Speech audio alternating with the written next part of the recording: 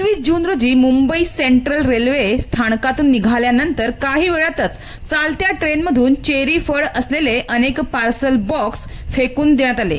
हे बॉक्स निष्काळजीपणाने कसे हाताळले गेले याचा व्हिडिओ सोशल मीडियावर व्हायरल झाला आणि संतापाची लाट उसळली।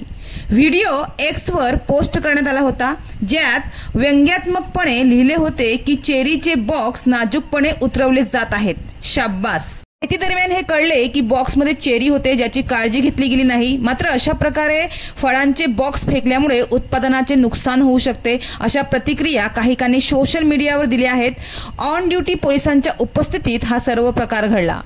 तर सोशल मीडियावर हा व्हिडिओ रोल आउट होताच अनेक एक्स वापरकर्त्यांनी अशा पार्सलला वाहतुकीदरम्यान मिळणाऱ्या वागणुकीबद्दल अधिकाऱ्यांना प्रश्न करण्यासाठी तो शेअर केला।